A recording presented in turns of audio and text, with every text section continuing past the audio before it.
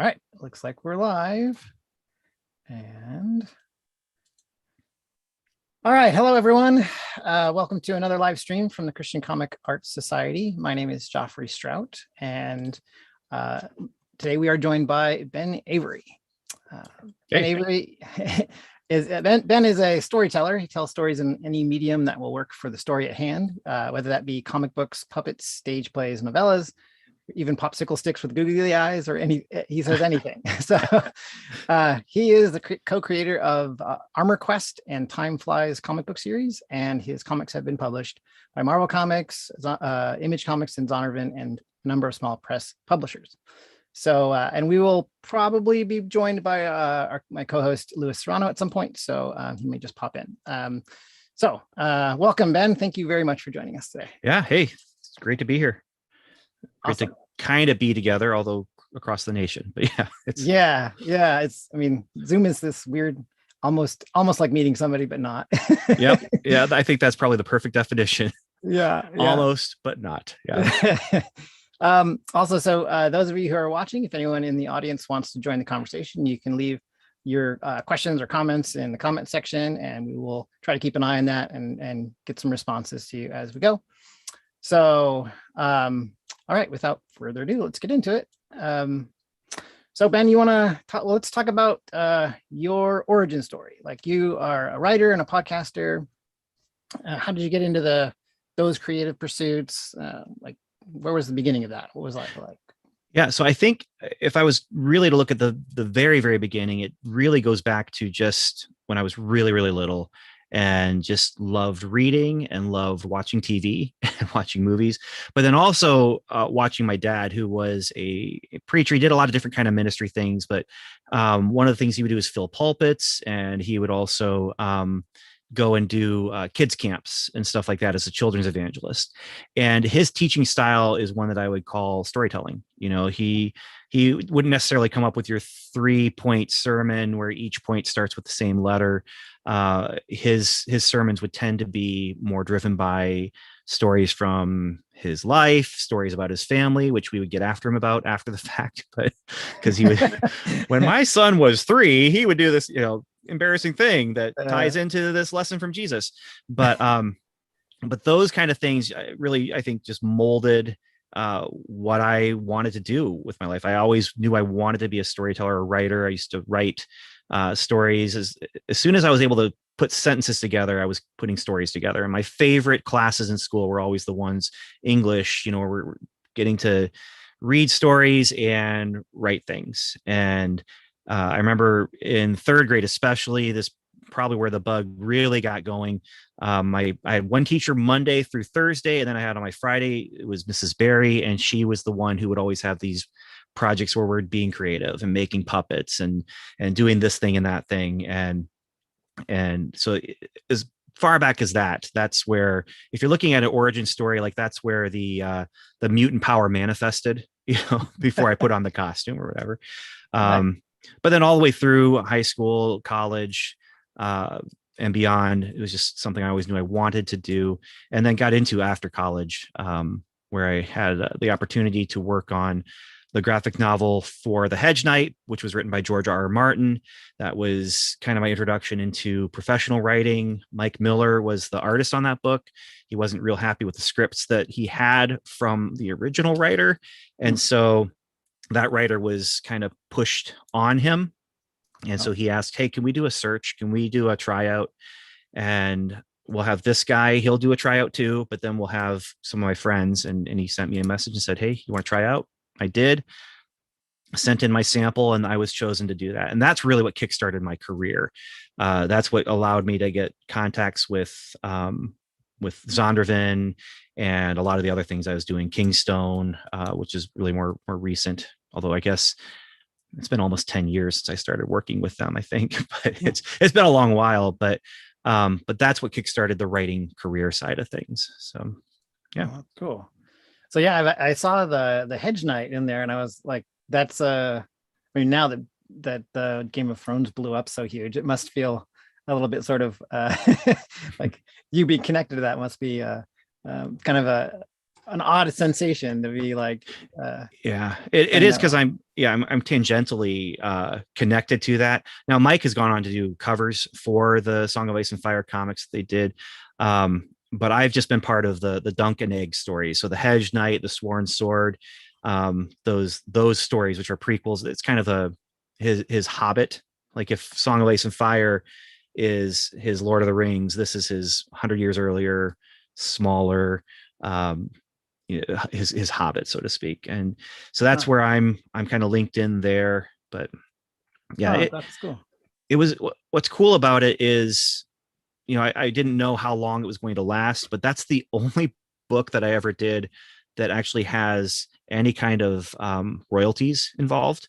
And so I'm still getting, every quarter I get a couple checks for $25, because of my royalties. And it's kind of nice. It's like, oh, I could buy more comics for a couple months, and I don't have to feel bad for feeding this habit. But yeah, it's interesting. And there was some moments there where those royalty checks came in at times when, there's a long period where I was freelance writing and didn't have any other job. And it was really, really stressful. And when The Hedge Knight was published by Marvel Comics, they inherited the contract that had the royalties in it.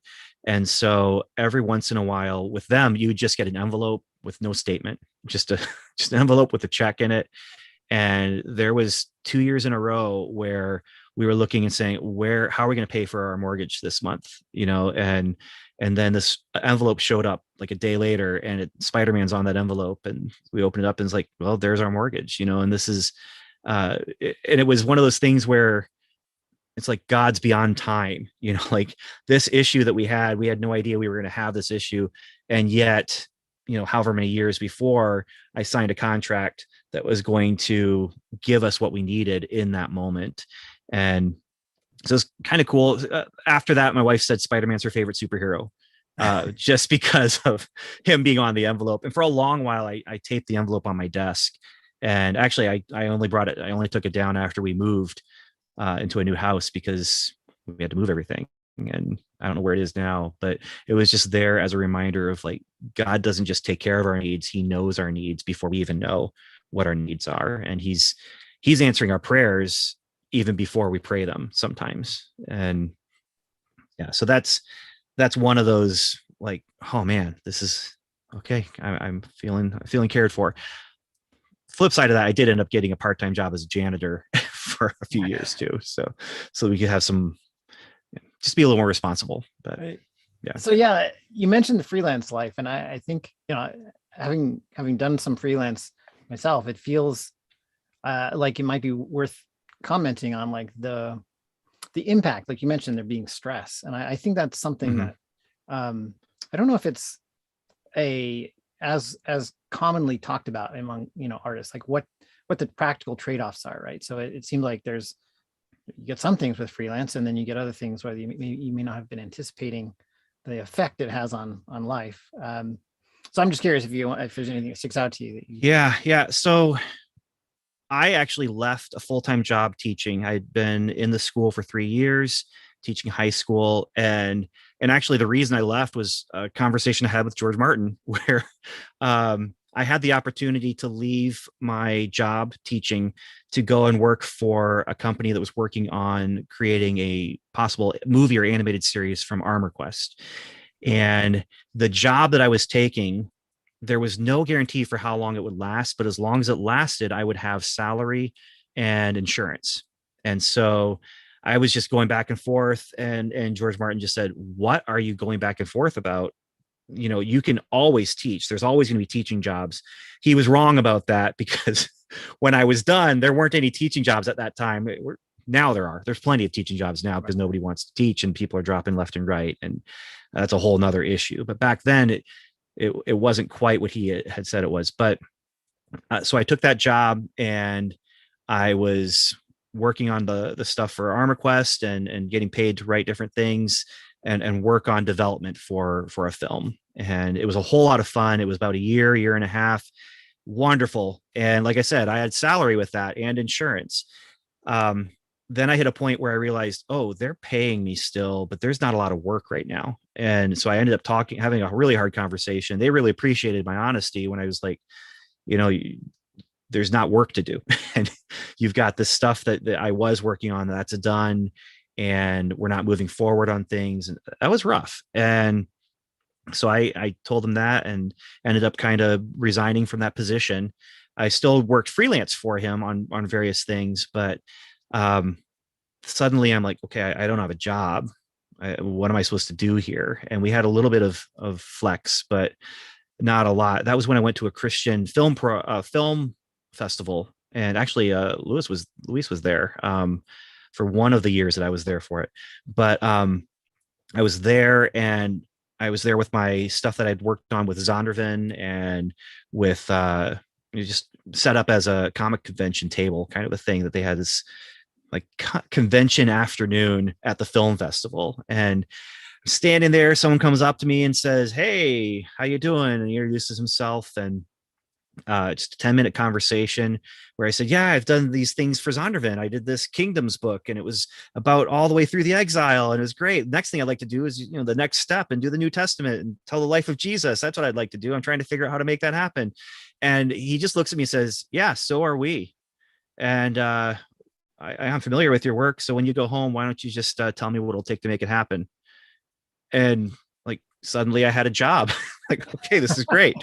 And so it was just a matter of a couple of weeks in between there. And so there was enough work that would flow. That was with Kingstone. And that was when I started working on their Kingstone Bible project and doing the life of Christ. And through that, got to do the book of God, which was history of the Bible, got to do the book of Job, which is the book of Job, got to work on a couple prophet stuff with them as far as like the minor and major prophets. But then the big thing, the thing I'm most excited about when I look back on that was harmonized gospel, where it's all four gospels, but put in chronological order. And so it's the entire life of Christ. That's in volume 3 of the Kingstone Bible, if you're looking for it. But just I was so excited, like suddenly, okay, this is happening. And I feel like I'm making the right choices, but we didn't have insurance during that time. And we were really just living on the edge of financial ruin. If anything bad happened at all, it would have caused a lot of problems, but we were definitely taken care of. And my wife, though, it was just really stressful for her. And I had publishers that I'd work for who wouldn't pay, or didn't pay in a timely manner. I worked on a 6-month project for one person and got a little bit up front, which is great. Got to the end of the project expecting, I did all this work for the 6 months, and got to the end and he couldn't pay me because the money he had set aside to pay me, he had actually given to someone else to kickstart another project, which it was just okay. And we had to burn through our savings, and it was just, and that's when I moved into that janitor job, and which was pretty awful, but at the same time, one of the best things I could have done spiritually and personally for me. I mean, I learned a lot of humility, and there's a whole long story that goes along with that. But I was getting paid every 2 weeks. It wasn't a full-time job, so I still needed to get those freelance things and still needed to hustle, but it wasn't quite as urgent, and we did have some flexibility there. So it's hard. The freelance life is not for everyone. It was certainly, if you're looking at from the outside looking in at me and my family, at the time we had 3 kids. We had a 4th child during that time. Wow. And then a 5th child right at the end of that time. I mean, it was just, and it all worked out. We never had the financial ruin happen that could have happened if there had been some sort of huge health disaster. But that was definitely something that was just kind of always hanging over us, where it's just like, okay, like one of the kids is sick. We can do one hospital visit, but not more than that. And so we used it up, and it was a wonderful and creatively freeing time. I had so much time to just create and to write and to watch movies and to like just immerse myself in creativity and And then, but on the flip side, it was just kind of scary, and it's like, what do we do if something goes wrong? And yeah, so now I'm in a different era in my life right now. I have a full-time job that I've had for the last 6 years. And now it's like, how do I find time to fit in those freelance things and these creative things? And it's hard because my job requires creativity from me. So when I come home, it's like, I want to do these things. I want to write a comic script, but I just don't have it in me, and you kind of empty your cup a little bit. And Yeah. um, yeah, so That's that's, actually, sorry, go ahead. yeah, I was gonna say that's kind of the two different, the dichotomy of my life, two different opposite end of the spectrums there. Yeah, I was going to say it seems to me that like in conversations with others about freelancing, it seems like one of the constants seems to be the like the sense of which where you, like you said, your freedom is to be immersed in your craft. But the thing that's unexpected that seems to be part of that is that you don't have freedom to ever be off the clock. There's a sense of like you're Right. never really done, right? So you always be like working and even when you're done with a project, then it's like, oh, you got to be finding another project, and then there's or trying to track down the person who isn't paying you.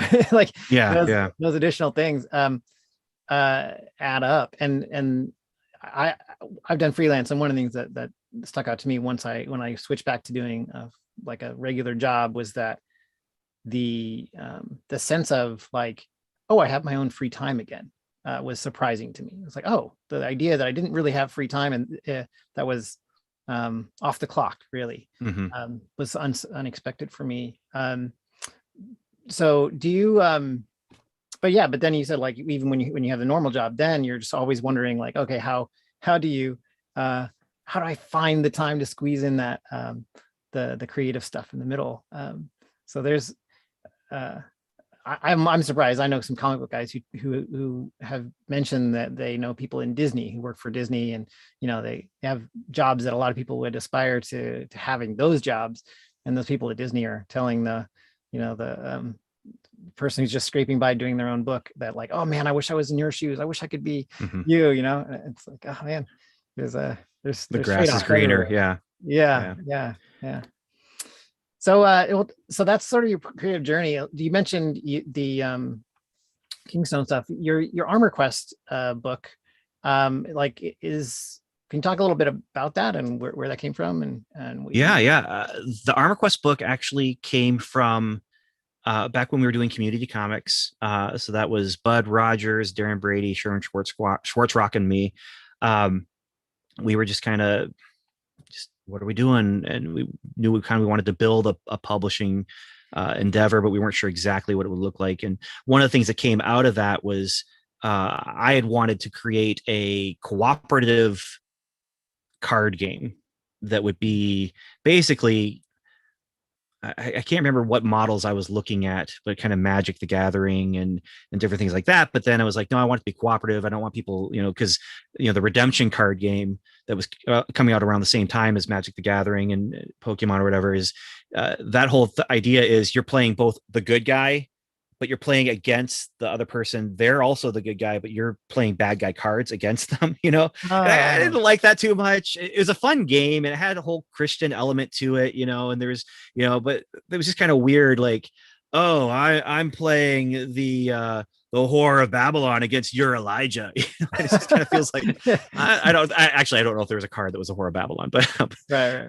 It was just that kind of thing where it's like, I really like to see something where you're like working together. And I had the idea of, okay, what if you're like on a journey and you're trying to like piece together the different pieces of the armor of God, and with the end goal being to defeat like a dragon or something like that. And I actually had someone that I was talking to had done some game design, and he's like, oh yeah, that's an interesting idea. I could take a crack at writing some rules for you. We never actually did anything with it other than that was in my mind. And the idea of this journey to collect the pieces of armor stuck with me. And so I started working with Sherman Schwartzrock, and he started doing some artwork, and we did a ash can that was a 0 issue. But one of the things that was really important to me was, yes, it's a 0 issue that's setting up what could be a mini series, but it's got to be done in one, because if we never do another one again, I don't want people to be like, I got this half story here, so it's like complete story, even though it was, 10 pages or whatever. Um, and, and here's the thing about my writing career as a comic book writer. I've gotten to work with some of the most amazing artists in the world. And Sherwin, I don't know, it's a toss up between Sherwin and Mike, I think, in some ways, between like who's the best artist I've ever worked with. But Sherwin and Mike both had this ability to take my script and just make it better than I imagined in my head, with what I was writing, and so I'm in my head, I'm like, oh, this looks so cool. And then I see what they actually did. I'm like, that's nothing like what I was imagining, because it's like 1,000 times better what I was imagining. And Sherwin's style, he was kind of toying with a Mike Mignola style, and it was just really stark, almost cartoony, but not quite, and just beautiful, beautiful stuff. We did that black and white ash can, and through that we kind of got a publisher interested in it. That's when, again, back to Mike Miller, he and Brett Berner were doing Alias Enterprises, and I think Cross Culture was the Christian subset, and Armorquest was being published with both of those labels on it, for Diamond and for the Christian market, as far as like trying to distribute it in those areas. And so with that, then we're like, okay, let's get started on the series proper. We did full color, 6 issues, 1 issue for every piece of armor. Unfortunately, the whole story only got published in black and white, because it did get canceled after issue 3. And so it exists. It's all out there. You can actually get it now through Rising Star, which is the people who I was working with on the Armorquest movie stuff. We ended up shifting over to say, let's publish the comics. Let's do a novel. Let's do some different things with it that we're not looking for like something that can bring $1 million investment or a $10 million investment, but something that can be done on more modest funds. And so you can get it digitally, I believe through Comixology, and I think on Amazon you can get Armorquest issues 1 through 6, his whole journey, his whole quest to get the armor. It's there. But it was just a simple idea of a kid crossing the land, fighting dragons, and in each issue getting a piece of the armor. And that idea of, this is a visual metaphor of, what does a sword do? And so if you're reading it as just a reader, hopefully you're getting this really exciting adventure that has positive character qualities in Timothy and Kanika and Bernard. But if you know this is coming from scripture, you're saying to yourself, okay, the sword of the Spirit, which is the word of the Lord. And now here's a visual representation of what does the sword do. And then you have things thrown in the dialogue, just peppered in here and there, that are other scriptural elements. And I think it's one of the best things I've ever done. And so whatever anybody else wants to say about how good it is, that's where I'm setting the bar. Like, if you think it's terrible, well, that's the best thing I've ever done. So it's terrible. But if you think it's good, it's not much more than that. But it was just a lot of fun. Lord of the Rings style animation, and not animation, but art and story. But then with that grounding of these specific pieces of armor. What does a belt do? It holds your sword, and it's the belt of truth, and so it's just, and that issue, that story is all about a dragon just trying to trick the main character. They're in a cave-in, and this dragon, they're almost immortal, and so it's just been there for years and years and years, wants to get out, and it's all about truth, and he's saying these things that are half truths, and they have to get out. It's just that kind of thing, and it was so much fun to work on, and just to see Sherwin's pages come. That's one of the most exciting things about a comic book writer, I think, is just, you put the script out, you send it off, and then you start seeing the pages come back in, and you're just like, oh, yeah. At least you're hoping for that. There are times you get it back, you're like, okay. Yeah. Fortunately, I haven't had that happen nearly as much, but yeah. That's cool. Yeah. So then you mentioned in your bio on your site, you also mentioned the Time Flies series as well. Mm-hmm. Can you talk a little bit about that? Like, what sticks out about that? Yeah. So because of the Hedge Knight, and I was able to just kind of build a small portfolio of quality stuff I'd done. And there's Armorquest as well. Zondervan decided they were going to do 6 different series of manga, but it wasn't actual manga. Well, one of the series was. One of them actually was from Japan. They brought it over, did a translation of it. It's cute Bible stories, and it's fun and it's funny. That one was, which is definitely why they brought that over.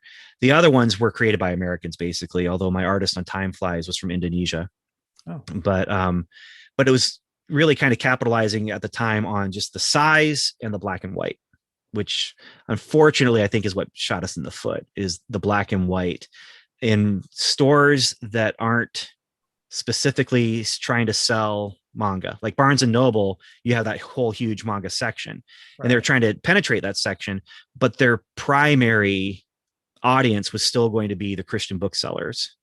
And so the Christian bookstores just didn't really know what to do with this product, which is these black and white books. Kids who weren't familiar with manga weren't going to be really excited about a black and white book. And I think that's one of the most important things is, if we were to make a change, if we had a time machine or time traveling flies to take us back in time, it would be to say, hey, do it in color. It'll cost a little bit more, maybe do a few less pages, because these are 150-page books. Right. And it was just so much fun to be able to create this series. And I had a series Bible ready to go that I was able to turn over to them. They chose their 6 books. They did 3 different age groups, and one was going to be Bible and the other was going to be action. And so you had Son of Samson that Sergio Cariello did. That was the Bible one for the older readers. And then you had Hand of the Morning Star that Brett Berner and Mike Miller did, that was going to be for the older readers on the action side, Okay. And then you had, or Kingdoms, actually would have been that oldest one. And then Son of Samson would have been the middle range. And then the Bible range for the younger ones was that manga Bible that they did. And so I turned it in, they chose their 6, and Time Flies was not one of them. And I Oh, was like, oh, it's okay. And then one of the ones that they chose, they ended up, for one reason or another, it broke down and they couldn't do it. And so I guess I was number 7. So they're like, we're going to do Time Flies. But then in the meantime, Brett Berner had pitched them Kingdoms with me as a writer. So I also had that book that I was working on with them. And then I think it was book 5 of Hand of the Morning Star. I actually got to write the book 6, 7, and 8 of Hand of the Morning Star. I got to work on.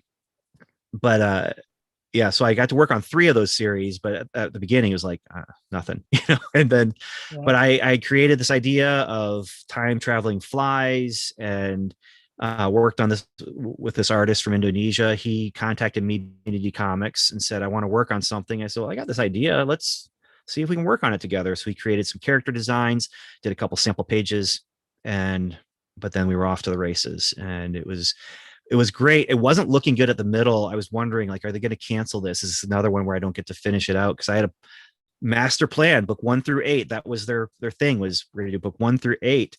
And I knew where I wanted to go with the story. And I was so fortunate to be able to finish it out. And they said, no, we're going to honor the contract. It's not selling great, but we're still going to do it. And yeah, so I was able to do this long, 150 pages per book. So what is that? 300, it's 1,200 pages of Time Flies. And I'm just like, this is, yeah. And it's a lot of fun. I think the biggest thing out of it for me is that my kids have read it. And so my son, my 10-year-old son, he just read it this year. Wow. And even though it's years old, he read it this year and got to the ending, and actually guessed one of the twists to the ending. But yeah, it was just, that's probably the best thing for me. I got a couple letters from kids out of it where they said they really enjoyed it, but it was most exciting to be able to watch my kids read it and enjoy it. So that's fun. Yeah. And they were getting ahead of you. Maybe it's because they that's what happens when your dad's the writer. Yeah, I don't know. I'm not sure if you looked ahead, but there is something where if you look, I think it's at if you look on the cover of book 7, there's a clue, because they were true to the character designs, but there's a clue to the twist that happens in book 8. And it really, yeah. So I think that was what it was. I don't think he peeked ahead. I think it really was him just using the clues that were available to him. So It's I don't very begrudge him for sure. no, that's cool. It's sort of like he's doing good. Like, hey, good job. Yeah, yeah. You're doing good. All right. Well, how about we talk a little bit about your creative process? Like how do you work? Like when you're sitting down and someone just says, maybe they give you an assignment or you decide, hey, I've got an idea. Like, what do you do? How do you develop that? Yeah, there's two really different things to that. And the one is if you're given the assignment, especially for the assignments I've been given, they tend to be adaptation. And so it tends to be me like adapting the Hedge Knight or the Gospels, or I got to do some books for Voice of the Martyrs, and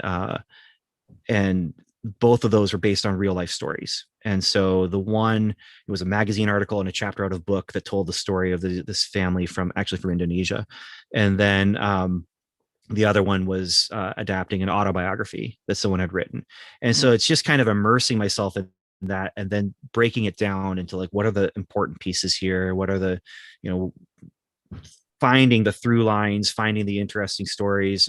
For the gospel one, it was like just outlining it. I had just note card after note card after note card that was, here's this event, this event, this event, this event, getting them in order, having the scriptures written out, or not written out, but listed so I could go and easily find them to read them, looking in different research books. So like, again, for the gospel one, I had 2 or 3 different things where it's different orders where they thought this is the order that all these events happened. Right. And so I had one book that was just a harmony of the Gospels. I had 2 different lists then that were also harmony of the Gospels. And I was kind of taking those 3, looking at them, and then also using my study Bibles. My dad worked for Zondervan. And so I had a bunch of free research Bibles that were like the Cultural Study Bible and things like that.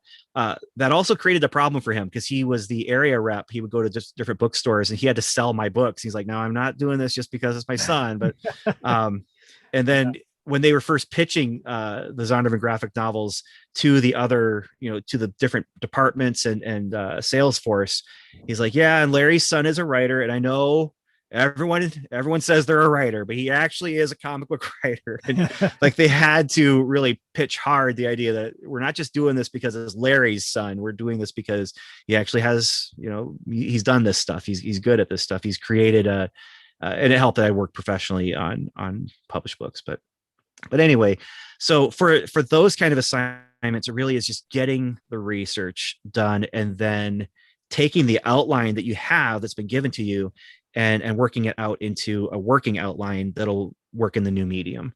And so for the Hedge Knight, for the first Hedge Knight, it was published by Image, and then it was published by Devil's Due, and there was a third publisher in there. But we had a little bit of freedom as far as like how many pages each issue was. And if I went a little over, they were okay with it. But with Marvel, because Marvel published The Sworn Sword, which is the second book in the Hedge Knight series, it was strict. Like, it had to be 22 pages, period. And so it really was like trying to work out, okay, again, the best outline, and then working out, this is a story that has an ending. How do I create 5 different cliffhangers in this story, and where do I find that cliffhanger? And as far as comic book writing goes, to me, comic book writing is all about cliffhangers. And what I mean is, you want to give the person a reason to turn the page. And so you want something in that last panel that's causing the person to say, okay, I want to turn the page to see what happens next. It can be as simple as someone asks a question, and so you turn the page to find out what the answer is. In a novel, that's the whole idea, is it's a page turner, but that's because a page will end on the middle of the sentence, and you just keep going because you're reading along. But my feeling is, for a comic book, and I don't always do the best at this, but I always try my hardest, just have a reason to turn that page, And so you have the mini cliffhanger, and it could be dialogue or emotion or whatever it might be. And then you have, for like an ongoing series, like I did with the Hedge Knight and the Sworn Sword, you have the issue cliffhanger that makes people want to buy the next issue. And it's not super important in a situation like what I was doing with the Hedge Knight, because people weren't buying it because they're like, what's going to happen next? They're buying it because George Martin, and that was before he was George Martin. but he still was George Martin, and so that's why people were buying the books. They were going to come back, whether or not I really delivered on a great cliffhanger in every issue. But the casual reader, you still want to make sure that they want to come back. They want to see what's going to happen next. And so it's just finding that cliffhanger for each one of those. And yeah, so that's my creative process, kind of when I'm handed something, which is the majority of my career. I have to say the majority of my career is people saying, we have this thing we want to do. We've seen you do these other things. Can you do this for us as well? Right. But then there's the opportunities like with Armorquest and with Time Flies and now some of the newer stuff that I'm doing right now that are my own things, which we can talk about later. But where the creative process for that is really just the ideas are swirling. You grab the one. I'll throw out my novel that I wrote. I've written a novel. I haven't done anything with it yet. I don't know what I'm going to do with it. I wrote it for one reason and one reason only. And that was to do something that was mine.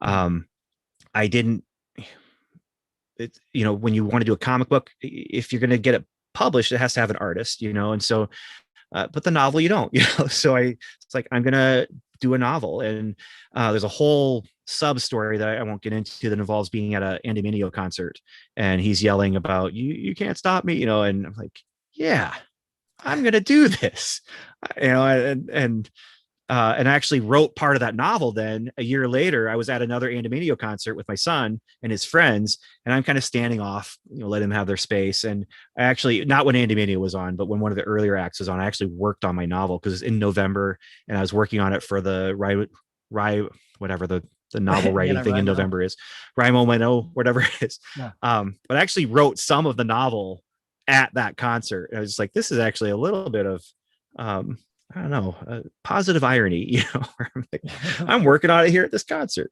And I actually was typing it on my phone using Google Docs, but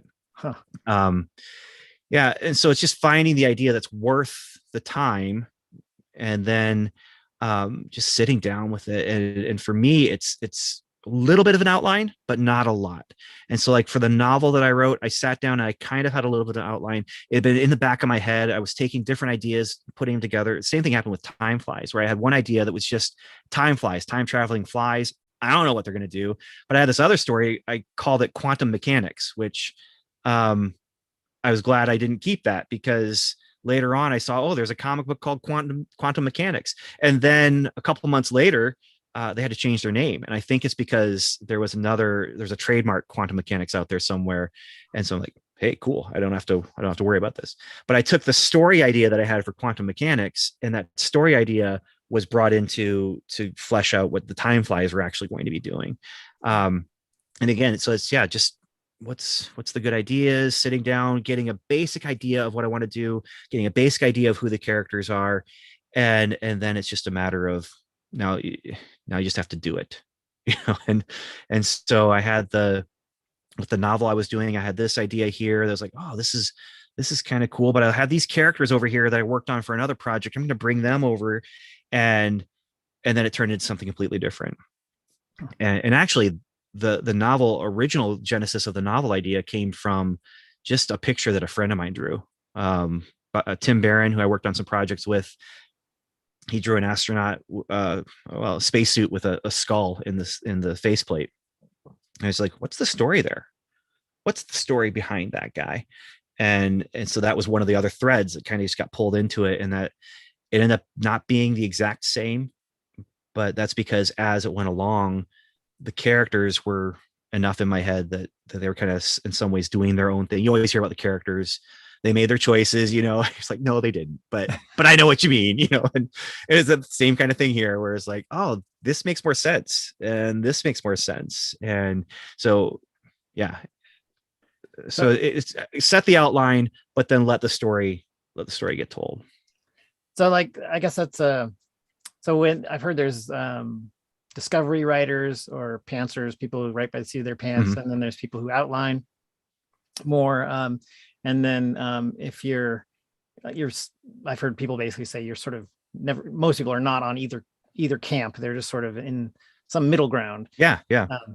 So how do you like you said, you have to come up with the idea one of the things that I'm curious about for writing, I think it's maybe more so for writing than art, is people often treat it sort of like it's magic. And Hmm. when you're doing it, I think a lot of it happens internally, and so we're not necessarily thinking about how it happened. It's just sort of like it just happened, right? So so you said if you could identify like how you can tell when your idea is good enough, like how do you vet the idea to know whether this is the one I'm going to work on this, or is it just purely just, oh, it just sort of resonates more than something else? Yeah, there's maybe a couple different things that happen, and one is it's something that just it's the story I want to read. It's the story I want to see. So Armorquest, like I talked about how that came out of that game that I wanted to see for my son. I wanted my son to be able to have a game that's kind of a cool cooperative game that's also teaching a little bit. Well, it turned into a comic book. There weren't any characters there, but the idea was there, and that's like, oh, well, let's move it over into this venue here. Um, but I think it really is like what gains traction, and what is the thing that's holding my attention, Hmm. and that I can't help but think about when I'm driving. The novel that I wrote, part of it was because of the November writing month thing, because I needed an idea, and it was me just saying, oh, I should work on that astronaut skull thing that I had over there that I was thinking about. And well, I need some characters. I thought about these characters a lot, but a long time ago, and I'll just pull out that notebook, and not all of them made it into the novel, but a couple did. And but it's just kind of what's important, and what another question that I ask is like, what's a story that I just can't help but want to tell. And so sometimes it's also, I, I know this is kind of a sin for writers to say, I'm going to start with a theme. I'm going to start with a lesson. I'm going to start with what am I trying to say? Um, and that's one of the big dings that Christian writing gets, is you started with the lesson and then you built the story around that, because it's agenda storytelling. It's you're trying to sneak in that parable, and um but I don't find that to be a bad thing, because as long as it's kickstarting the story, and um so with this the space astronaut thing, one of the big things in my mind at that time, and it still is just the idea of the weight of glory. C.S. Lewis's essay where he wrote about just how when you look at someone, every single person you're looking at was made in the image of God. And if you could see that person for who they really were, you'd fall down on your knees, because they carry the weight of glory. They Hmm. carry the idea that God, created them. And that's something that as I was writing that, uh, the Ghost of the Future is the novel. I was like, I want to have a character learn about that. I want to have a character realize that people have value beyond just what you see. And um, yeah, so it meant that there were some moments of violence that I put in there that was like, this is good. This is good because he's realizing it's bad, Hmm. and it was it's not super graphic. It's not even really awful violence. Like if you're watching a movie, I don't think it'd be anything more than a PG. Um, but it's still, the end result of the violence ends in people getting hurt, people getting killed, and he's has a hand in it. And that also, like, just this idea that popped in, like, well, what if a regular person is facing a situation where what they've done caused someone to die, and um so yeah, it's just what ideas are there that are worth pulling, playing with. um and then sometimes it's just abandoning as well. Like, what I and it's that, in some ways, though, I think almost any project you're working on, you get into the sunk cost. I've spent so much time on this thing. Should I let it go? Is this going to be any good? Is anyone going to care? But like, with the novel, it was a matter of, I care. I don't know if anyone's going to read this thing ever, but I care. I wrote a novel I want to read. I'm gonna finish this thing, and I don't have any plans for it. I don't even know. I'm so out of it. I used to read Writer's Digest, and I used to get all the books, about how to submit and all these things. I don't know how to do any of that anymore. Like, it's a whole new world, and I haven't had to mess with that. Like so many things that I worked on, I never had an agent. I rarely pitched anything.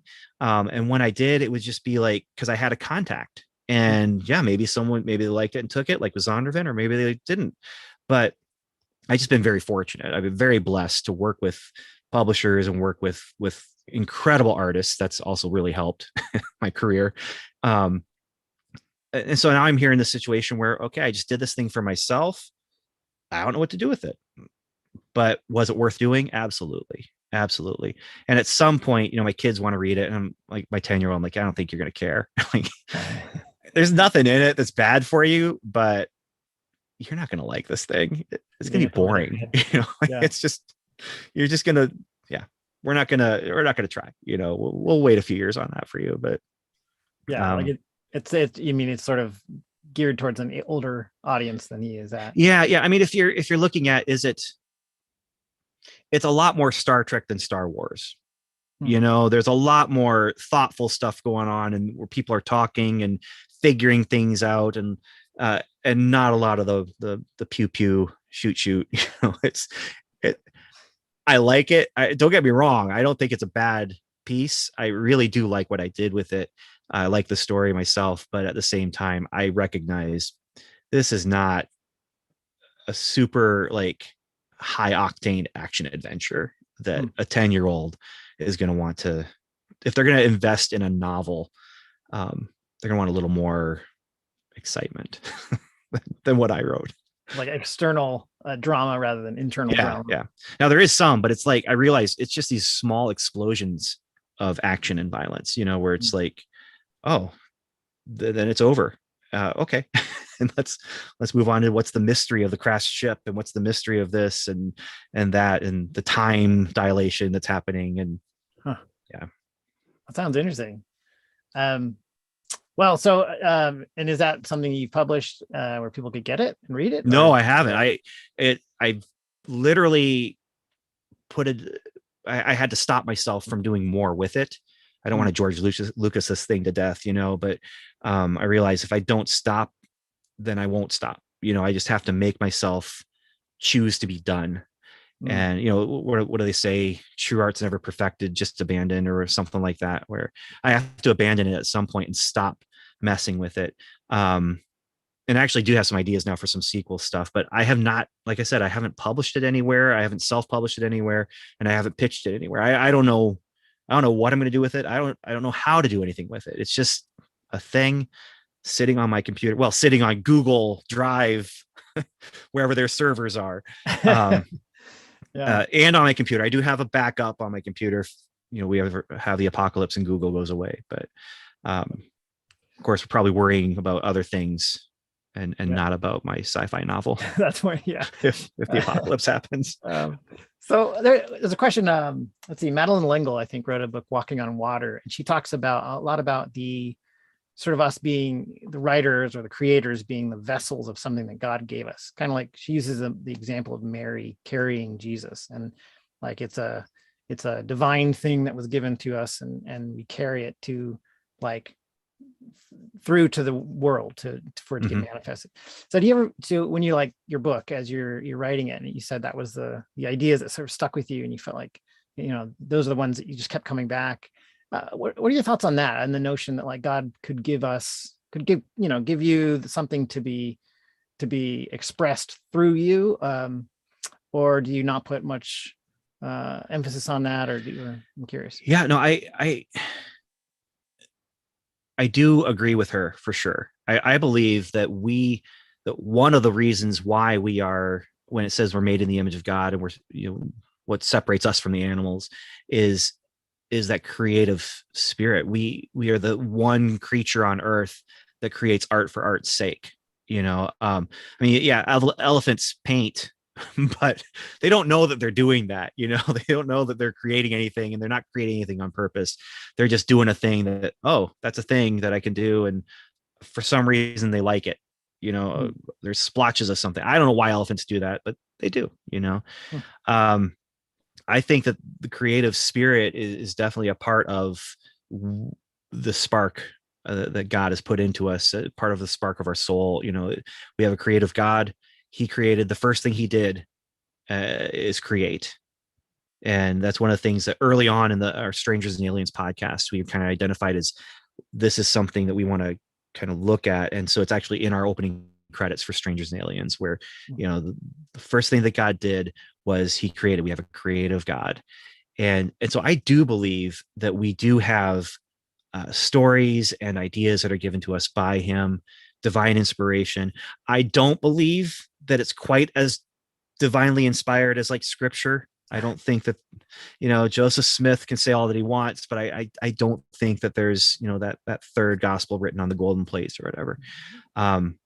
I don't go that far. And it's also hard because I do remember being involved in some publishing things where you would hear someone say, God gave me this story, and you look at it and you're just like, maybe he did, but he's not giving it to me. Like, this is not great, and that's hard because you actually have someone who feels so strongly that they've created something that is divinely inspired, but then you look at it and you just say to yourself, that is not good art. and I think that's probably what keeps me from going that step to say, I would say God has given me opportunities to create. God has given me opportunities to tell stories that have inspired people and that may have taught people. That's a big part of my job. I'm a children's pastor now. That's my full-time job. And a big part of my job is telling stories and doing things like my dad did to kind of bring around full circle, tell stories about things that happened to me as a kid. I was talking about David and Bathsheba with kindergarten and first graders on Wednesday night, and you want to talk about something difficult to do. Oh my goodness. But it was just kind of peeling back that story, giving them the truth, but not giving them all the truth. But part of it was just this idea of David thought he could sin and get away with it, but God knew his heart. And so I told the story of when I was downstairs. We were in our basement as a whole family watching TV around the fireplace because we lived in Canada and it was cold. And that was our primary heating. And that was the best room in the house, and then we'd go get in bed. It was so wonderful to get in our warm blankets. But I went upstairs to go to the bathroom, had to go through the kitchen and grabbed a couple cookies off the top of the fridge. And then when I went back down, I grabbed a couple more, and I thought I could get away with it, but my sin found me out. It's like, so it's just, is that a story that was given to me by God, to tell these kids? Yes and no. I mean, it's something that helped teach these kids something about God, about sin, and about, us and responsibility and things like that. But could it have been told in a better way? Sure. Was it perfect? No. And that's why I'm like, I mean, God gives us story. God gives us creative spirits.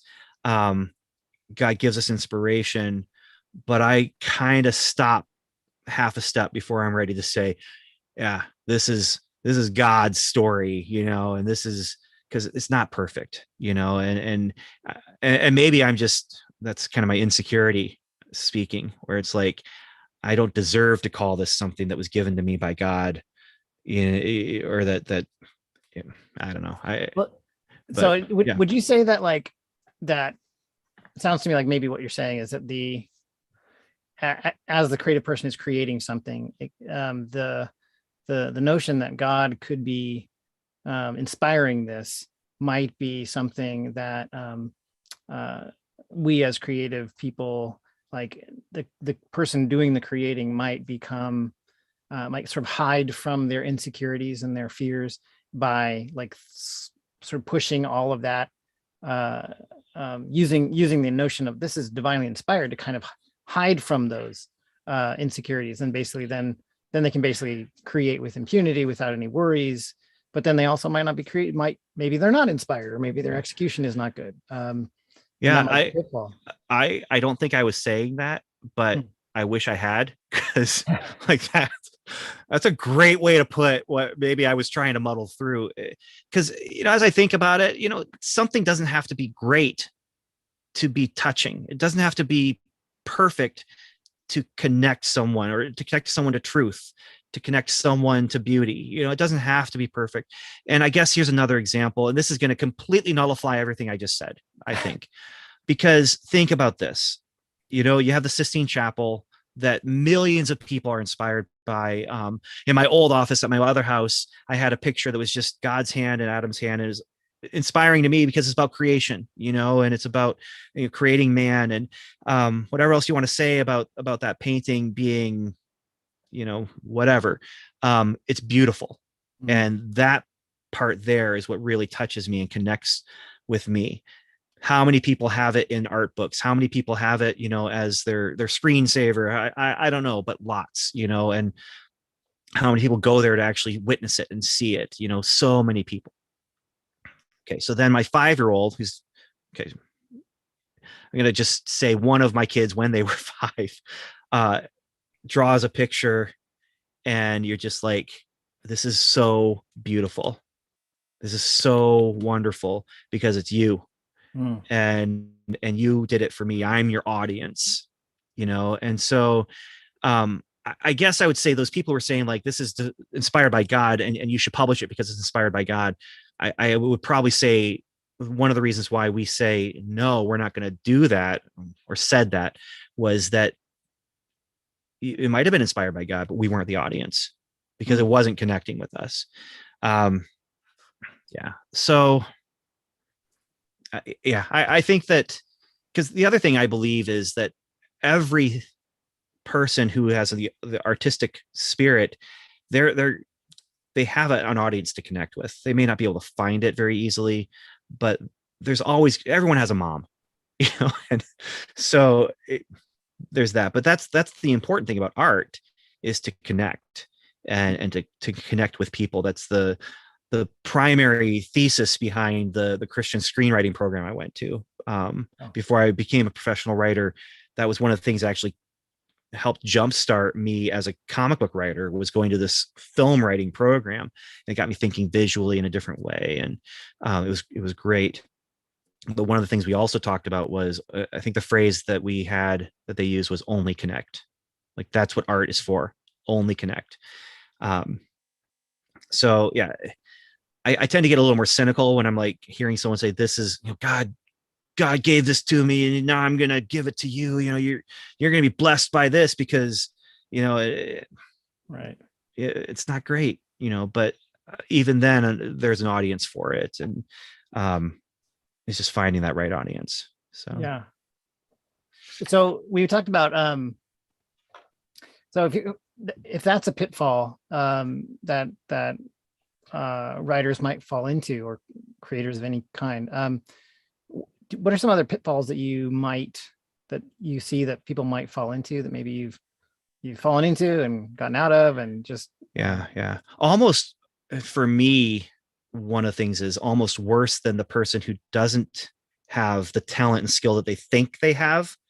And that's another problem, is someone's like, this is it, and you look at it and it's like, that's not great, but and usually when someone would come to me with something that wasn't good, I wouldn't say anything to them, because they're not willing to hear it, not wanting to hear it.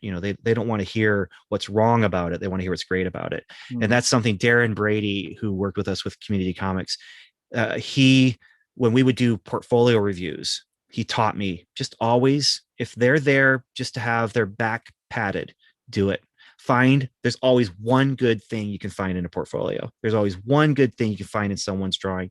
If they really are coming to you and asking for some sort of analysis or whatever, then maybe, but be careful, because most people just want to be told how great it is. And so find that one thing, let them know, and encourage them with that one thing.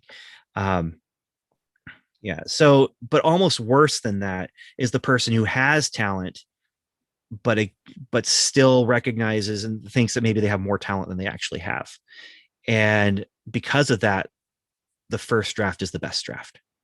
And they don't want editors. They don't want someone who can say to them, hey, this is where you can use work. This is where you need help. This is, you keep using these weak phrases.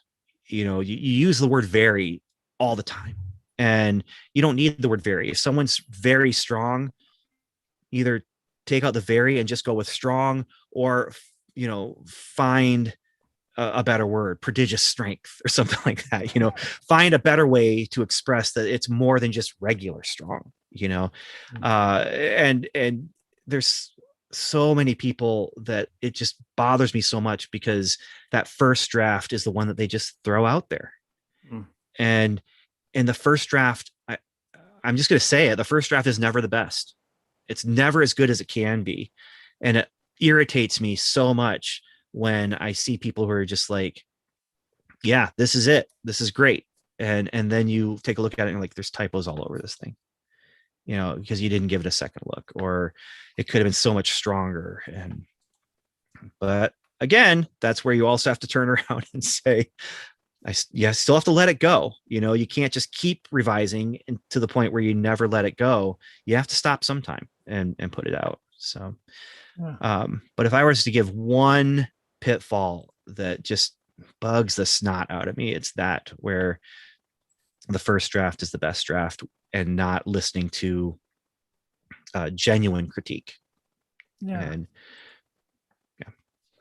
Yeah.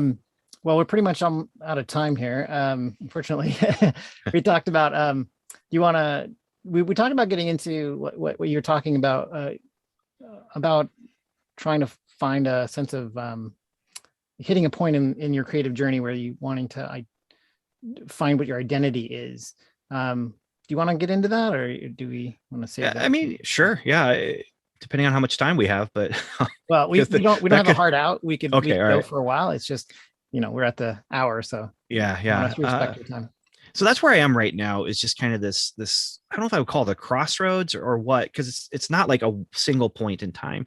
It's been something that's just been kind of growing over time, as the comic book stuff that I've been doing has been kind of drying up, you know, and the work, the time that I have to do the hustle, to find the projects, to do the things, has also been drying up as I'm, doing a full-time job. And so there really was this thing where all of a sudden I have a full-time job, 45 hours a week, maybe more, as a children's pastor. And there's kind of, I was riding along on the momentum that had come from the stuff that I was doing as a freelancer.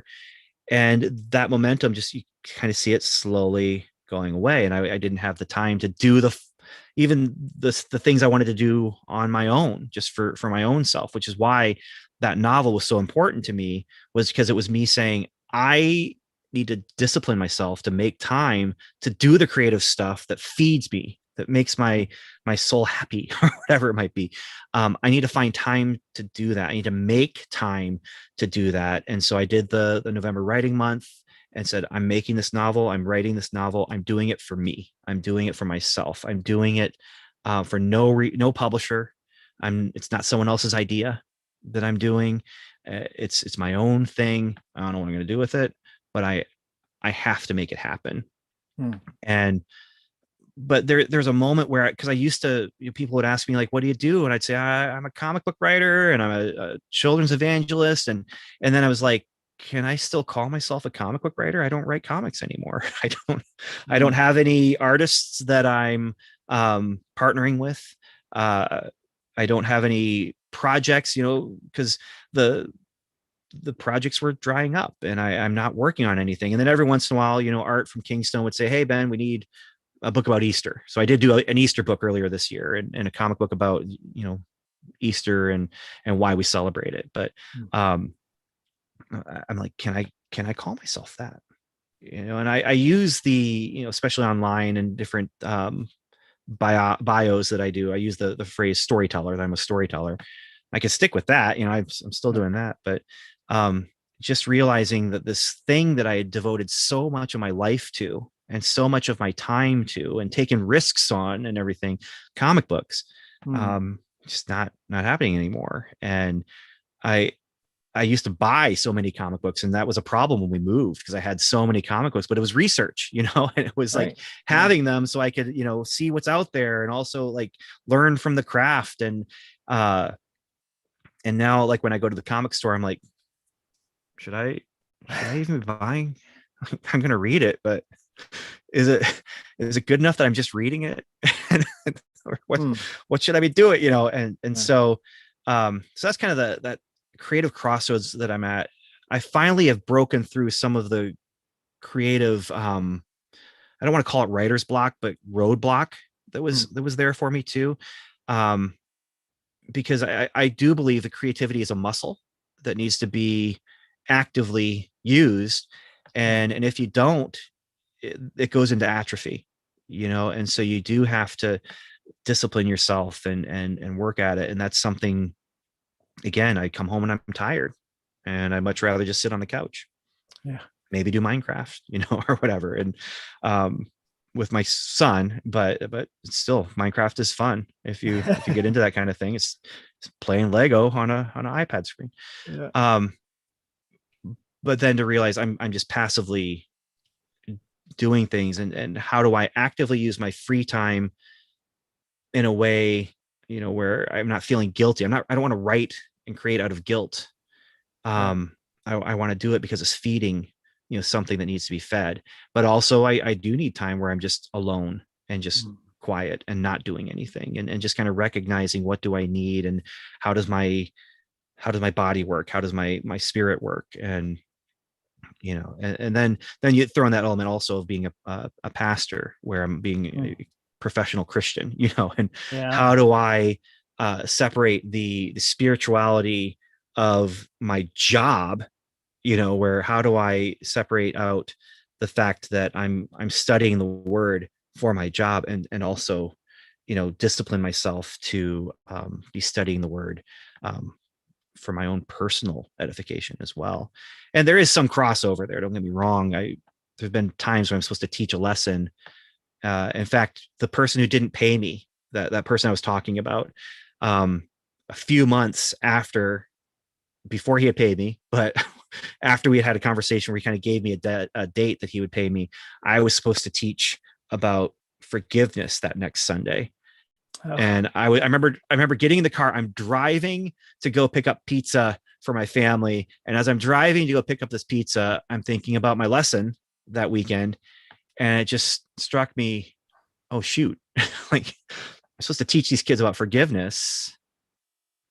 And I have this person that I need to forgive, and so I had to write a very carefully worded email to set it up, to start that conversation with him, because I didn't want it to seem like I forgive you of the money. I didn't want to forgive him. Like, you still need to pay me. But I also wanted him to know I wasn't trying to make him feel, like guilt him into paying me sooner than what we had kind of talked. I just wanted to know, like, legitimately, I valued him and I forgave him. And we're friends to this day still. Like, oh, that's cool. The Zoom, Facebook, digital friendship, it's right. We don't live anywhere near each other, but I would say, like, during that time, if I'd seen him, it'd be hard to talk to him. But now if I see him, it would definitely be a hug and, hey, haven't seen you in a long time, kind of thing. So yeah. I don't remember where we were with where I am right now, just in my creative crossroads. But so what do you, when you say you're in a creative crossroads, that conjures the image of like you have different directions you could go, and you're just contemplating which one do you go? Is that yeah? Although the way I would describe the moment is I'm not sitting at a crossroads choosing which way to go. I'm looking for direction. I'm looking for, like, what am I supposed to do? How am I supposed to move forward with this creative urge that I have? And so I think this is a moment of redefining, and maybe it's a moment of not just redefining, but accurately defining. Like, I don't think I should be defined by what I do. Like, I call myself a comic book writer, but that's not really what I am. There's so much more. I think storyteller is probably that good broad thing, but it's finding different areas where I can still tell stories. Supersonic Pod Comics is something I'm doing with J.S. Earls, where it's audio drama stuff. And we've taken a long hiatus, but we're actually kind of getting back into production and getting back with some movement forward on that. But it's superhero stories that probably, actually, a couple of the things are threads from comic book ideas I had, some of them even 20 years ago. but it's audio drama, and it's set up, writing the kind of stuff we would do if we had a comic book company behind us that we could pay artists to do 32-page books every month or something like that. Oh, that's cool. And so it's just finding like what's right for right now, and looking at like finding God's direction on it. But again, yeah, So I hesitate, but this is kind of get. I think my hesitation definitely is not a theological statement about God inspiring us. I think it's really more uh, a personal insecurity hmm. of not wanting. I really don't want to speak for God on one, and I want to be careful. In fact, there's been a couple conversations I'll have with people in the church where I'm like, this is not prophetic word. I'm not feeling the Holy Spirit say, this is prophecy that I'm supposed to give you, but here's some advice. Here's some thoughts I had, that kind of Yeah, thing. So, yeah, um, yeah, so I want to be careful about that, but it is definitely looking for God's nudging and God's leading, in, what's worth me spending my time on, yeah. and whether it's time to recharge myself, or whether it's time to create something that's going to inspire someone else. Um, yeah. So I'm actually curious, like it sounds like you're describing is something that I've heard people describe. Maybe, I don't know. You can tell me if this fits or not, if this is actually what you're describing. Let's It see if you're sounds able to like say it better than I did again. Like, got it. So people have described like the wilderness being like a phase of the Christian walk where there isn't direction, where it's a question of like what is supposed to happen next, and there isn't any for a season, right? yeah, And to yeah. me, it sounds similar, like maybe like you're in a position where you don't have clear direction yet at this point. Um, I'm not sure if that.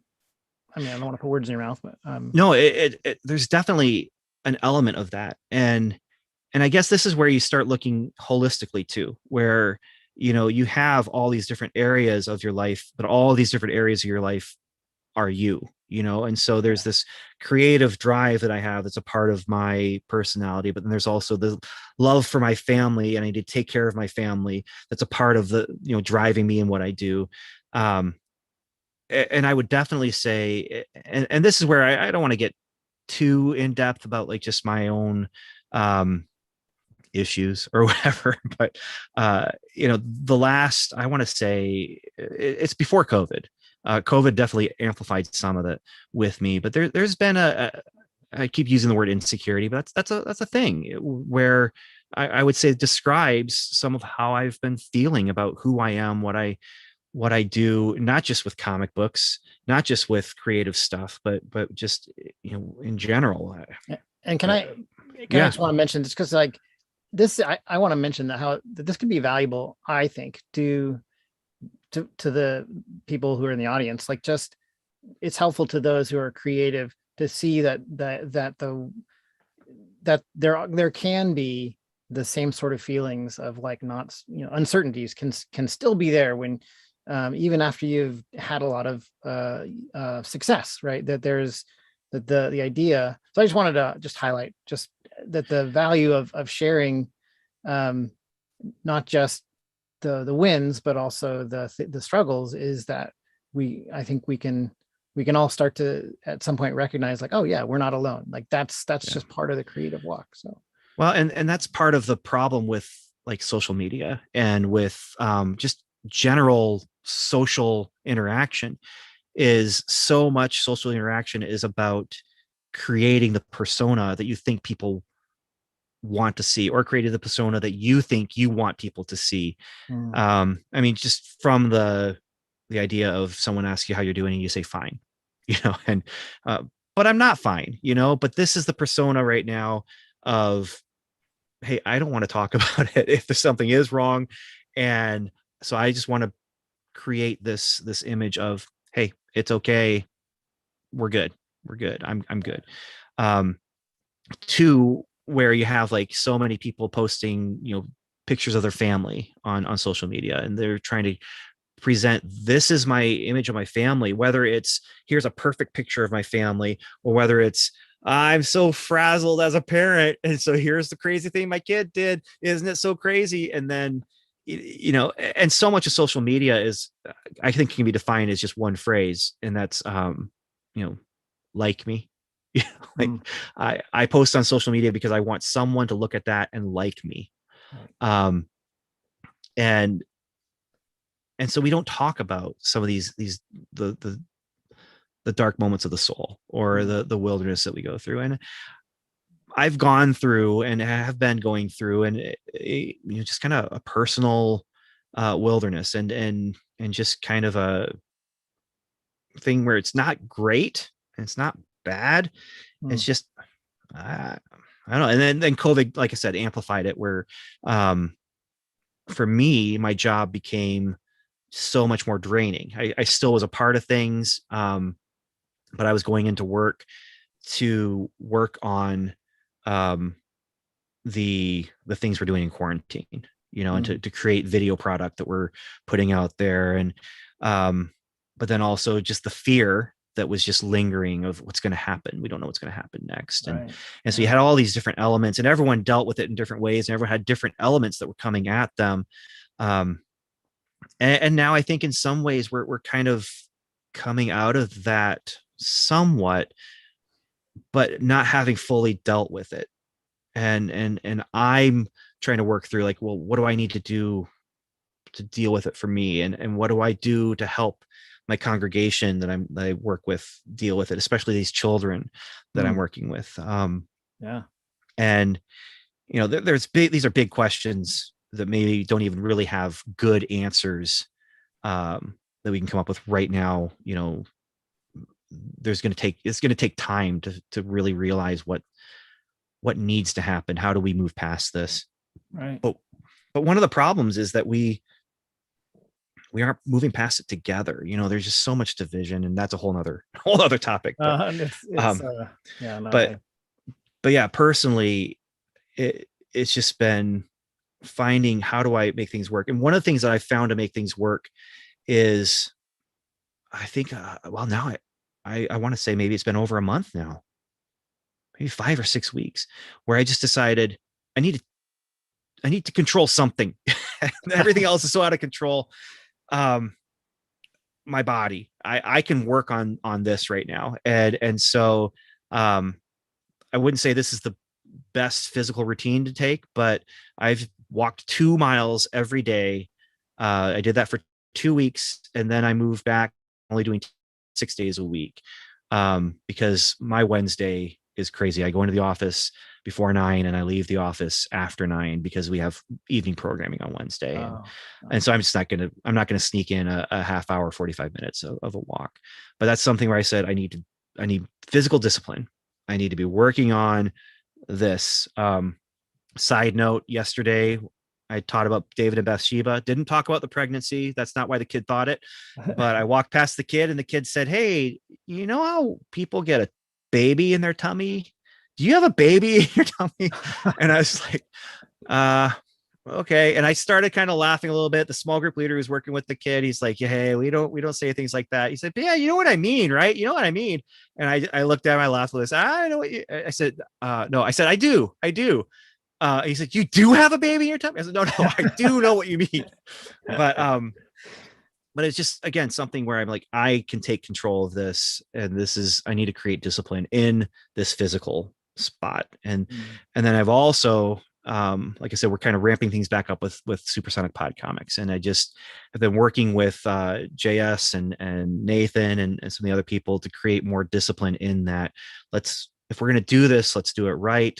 And let's stay on track with this, and let's move forward with this. And that might be the thing that I've been looking for. That's like going to feed that creative spirit, and like I said, I have that novel. I don't know what I'm doing with that. I have other comic book ideas, but I'm really hesitant to work on comic book ideas because I don't have, like I said, I don't have an artist, any real artist companions right now.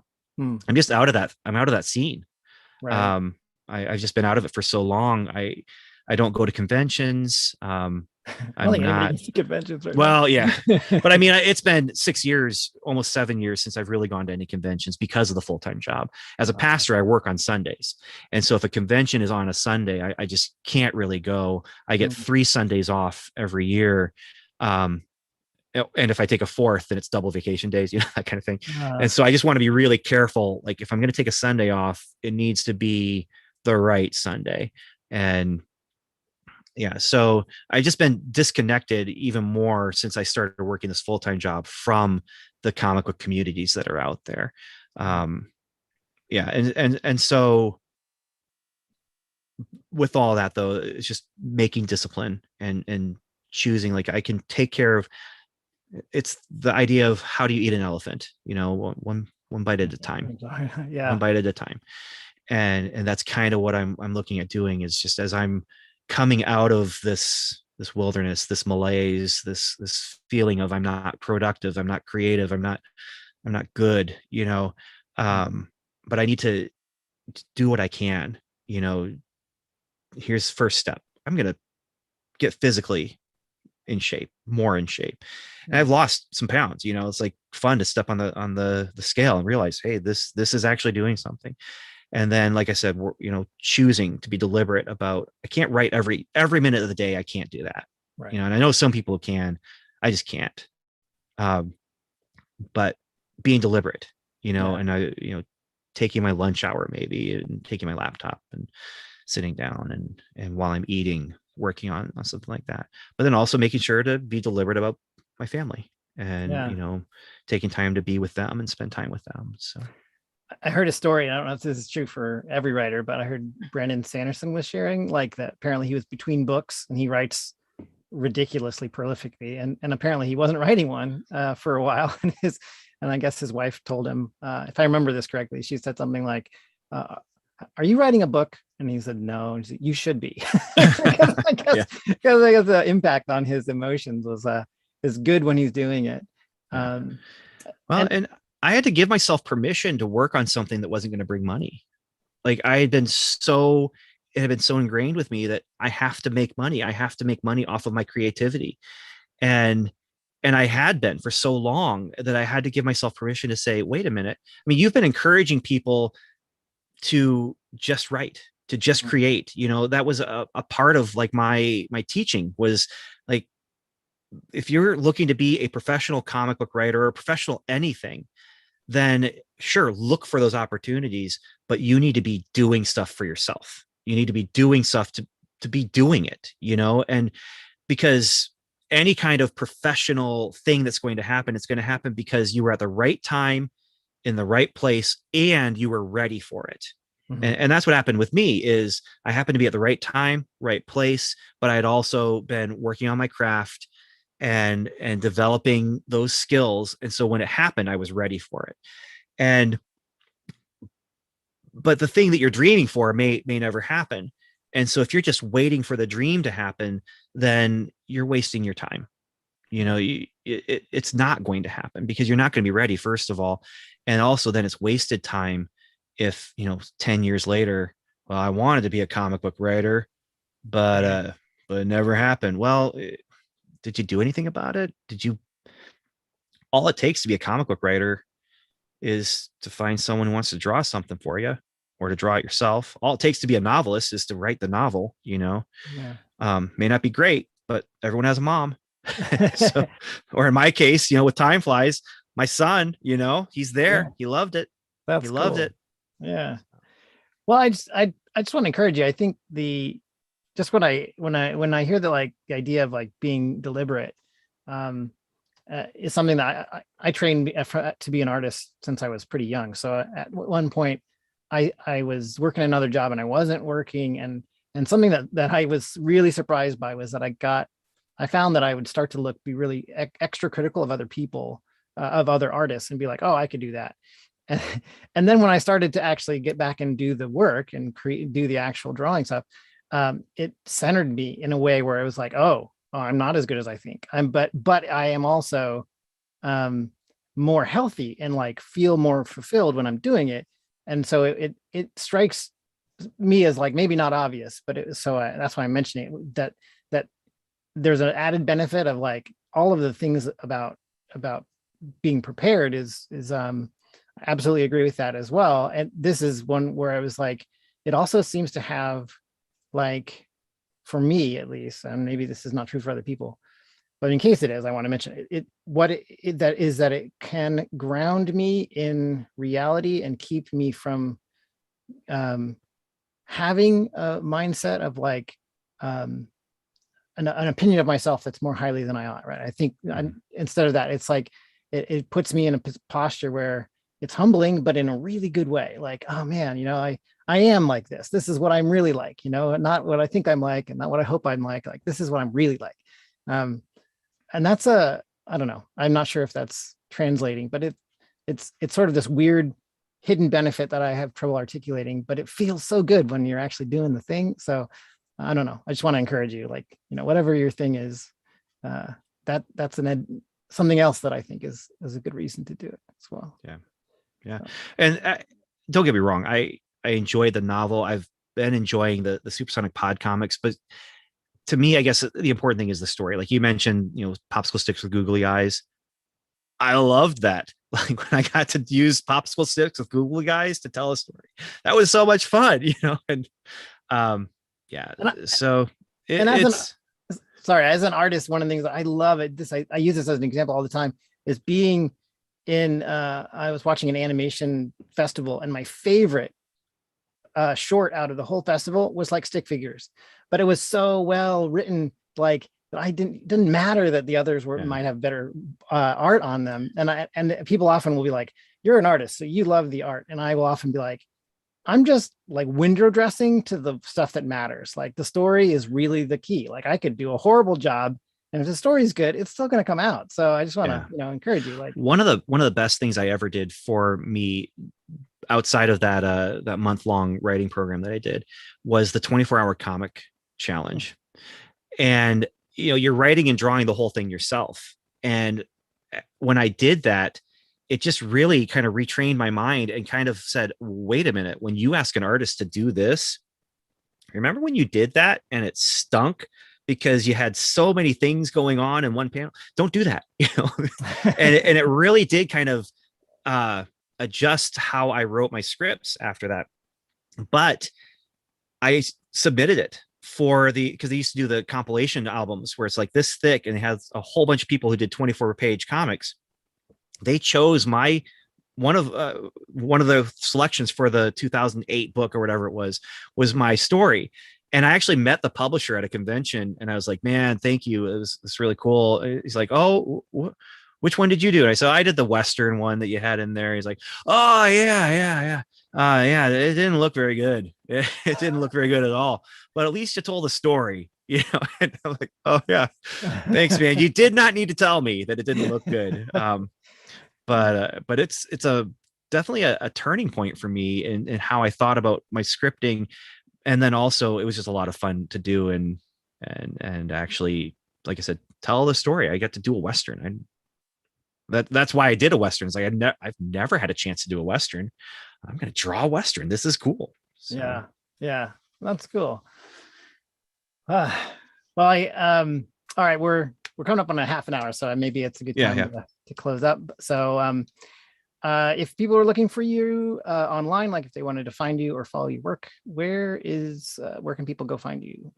Yeah. So I would say probably the best way to find me is honestly, it's on Facebook. I have a Facebook page that's called Ben Avery Storyteller. And that's one place where you could use to contact me. My website email address doesn't work anymore. So benavery.com, which is I need to resurrect that website. That is old, and I just haven't gotten around to doing much with that. But if you contact me through that website, I actually need to go in and just remove or add in a different email contact for that because it doesn't work. But yeah, and the other thing you can do though is I have 3 different podcasts, and then there's Supersonic Pod Comics. But Strangers and Aliens is probably the one that I would direct you to the first. And Strangers and Aliens is a podcast about science fiction, fantasy, and then also spirituality and Christianity. And sometimes it's more of column A, sometimes it's more of column B. But it's just a fun podcast where for most episodes I'm talking to a couple friends about, well, Steve McDonald and Evan David, about this idea or about this movie. We do road trip movie reviews where we drive to the movie and talk about what we think we're going to see, and then after the movie we drive home and talk about what we just saw, and it's just a lot of fun. And so that's my podcast there. And then Supersonic Pod Comics would be the other one that if you haven't listened to it yet, there's, I don't know, 20 some episodes, 4 different series plus some one shots of different characters. And like I said, we're ramping it up again to kind of get back into it and do our, at least finish out our big crossover event, and then we'll see what happens after that. But that's cool. So is it like audio drama where there's different actors playing the parts? Actors and sound effects and music and all that. Yeah. And then there's a couple things where we experiment with some of the storytelling, and some of it is just straight out on audiobook chapter kind of feel. But the primary series, which are Super Force, Code Super Force, Sumo Girl,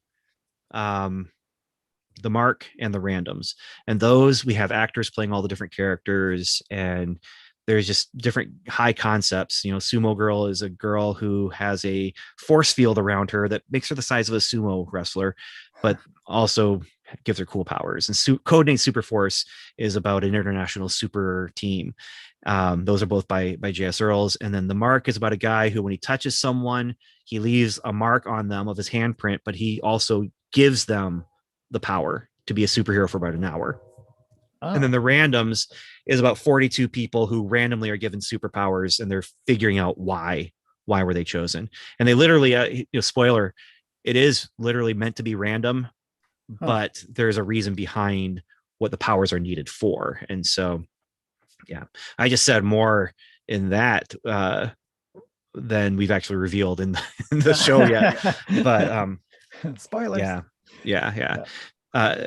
So it was fun. We did a Kickstarter to get it going. We got it going. And then part of it was just, again, that malaise that I was kind of going through. And as I started slipping, JS, he was following suit, and so now we're just like, well, what do we need to do to get it back going? Because people like this, we think. And so let's make some more stuff, So. That's cool. And I wish I wanted to do this. I wanted to put out like a podcast early in the when the pandemic was happening, because I'd been working on a personal on a graduate degree, and that was very isolating. And I was thinking, like, everybody's going through this isolation process, and most people have never been isolated like that, and just wanted to kind of reach out and be like, hey, everybody, this is really hard, and not something that's easily managed. It's a very difficult thing to go through. And I think most people probably didn't have any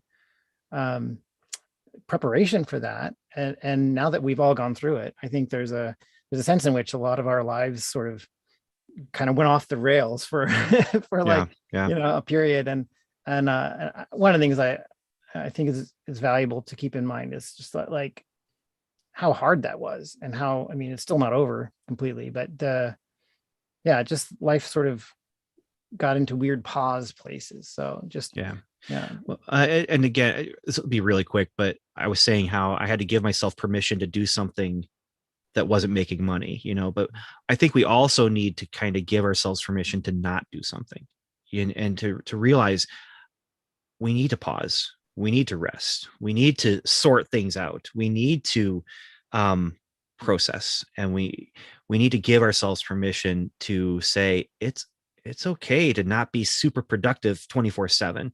And that's one of the things where I wasn't forgiving myself for that. Like, when things weren't happening, and I look back on it now and I realize, oh, that might've been depression or something similar, and actually called it a creative depression. That was the label that I gave it as I was kind of in the midst of it. I need to give myself permission to deal with that, and to identify it, and to I don't want to, we already talked about a lot of things, and it's time to close things out, but no, that's good stuff. I mean, if anything, on the back end of the whole COVID thing, I really do want to honor that, how hard it is. And I really appreciate you offering like your experiences, because I don't hear a lot of people doing like you said, it's often whenever we're in a public forum, it's a very social media sort of like high points, like everything's good here, right? And so I think a lot of us have been facing a lot of not high points, so I think it's valuable, and I really appreciate you being willing to call a spade a spade. Those are important. Yeah. All right, well, thank you so much for coming on and sharing with us. It's been Thanks great. for letting me ramble. No, I really appreciate what you shared, and yeah, hopefully we can, if you in the future you want to come back on and kind of tell us about how the new stuff is going. Yeah, absolutely. Love to.